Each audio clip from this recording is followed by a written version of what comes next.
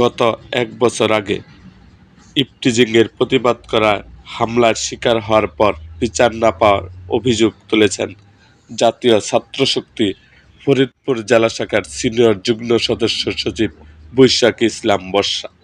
একই সঙ্গে রাজনৈতিক পরিচয়ের কারণে কুরবানির ঈদে তাকে ও তার পরিবারকে সামাজিকভাবে বয়কট করা হয়েছে বলে দাবি করেছেন তিনি।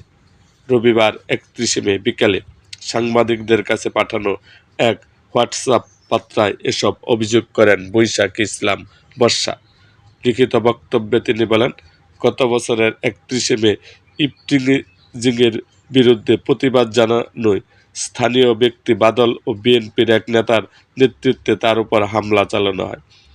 ঘটনার ১ বছর পার হলেও এখন পর্যন্ত অভিযুক্তদের বিরুদ্ধে দৃশ্যমান কোনো বিচারিক অগ্রগতি হয়নি বলে অভিযোগ করেন তিনি। বর্ষা বলেন, এক সময় ছাত্রদলের কিছু নেতাকর্মী সরাসরি ইফটিজিং ও হামলার সঙ্গে জড়িত থাকলেও এখন সামাজিক যোগাযোগ মাধ্যমে হয়রানি ও সাইবার বুলিংয়ের মাধ্যমে একই ধরনের আচরণ করা হচ্ছে। এটা শুধুই পার্থক্য। তিনি আরও দাবি করেন, বর্তমানে তিনি জাতীয় নাগরিক পার্টি এনসিপি অঙ্গ সংগঠন জাতীয় ছাত্রশক্তি ফরিদপুর জেলা শাখার সিনিয়র যুগ্ম সদস্য সচিব হিসাবে দায়িত্ব পালন করছেন। বিরোধী রাজনৈতিক মতাদর্শের অনুসারী হওয়ায় তাকে এবং তার পরিবারকে সামাজিকভাবে এক ঘরে করার চেষ্টা করা হচ্ছে।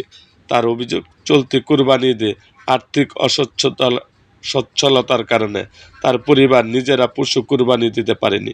ফলে গ্রামের প্রচলিত রেওয়াজ অনুযায়ী প্রতিবেশীদের কাছ থেকে কুরবানির মাংস পাওয়ার আশা ছিল, কিন্তু রাজনৈতিক পরিচয়ের কারণে তাদের পরিবারকে কোনো মাংস দেওয়া হয়নি। বর্ষা বলেন, শুধু আমাদের পরিবারই নয়, যেসব আত্মীয় স্বজন আমাদের সঙ্গে সম্পর্ক রাখেন বা আমাদের খোঁজখবর নেন, তাদের অনেককে কুরবানির মাংসের ভাগ থেকে বঞ্চিত করা হয়েছে।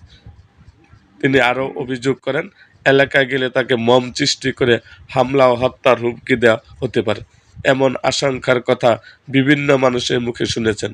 পরিবারের নিরাপত্তার কথা বিবেচনা করে এবং বাবা মায়ের অনুরোধে তিনি ঈদের সময় নিজ গ্রামে যাননি।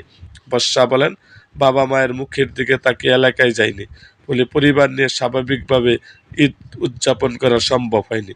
প্রসঙ্গত, বৈষম্য বিরোধী ছাত্র আন্দোলন এর সময় বৈশাখ ইসলাম বর্ষা ফরিদপুর জেলা শাখার একজন সংগঠক হিসেবে দায়িত্ব পালন করেন। বর্তমানে তিনি জাতীয় ছাত্রশক্তি ফরিদপুর জেলা শাখার সিনিয়র যুগ্ম সদস্য সচিব হিসেবে দায়িত্ব পালন করছেন। তবে বৈশাখ ইসলাম বর্ষার এসব অভিযোগের বিষয়ে অভিযুক্ত ব্যক্তি বা সংশ্লিষ্ট রাজনৈতিক নেতাদের বক্তব্য পাওয়া যায়নি।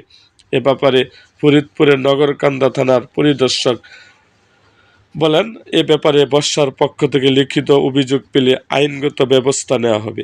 এরকম আরও ভিডিও পেতে আমাদের মুক্তাগাছার ইতিহাস মিডিয়া ইউটিউব চ্যানেলটিকে সাবস্ক্রাইব করুন এবং পাশে থাকা বেল আইকনটি বাজিয়ে দিন।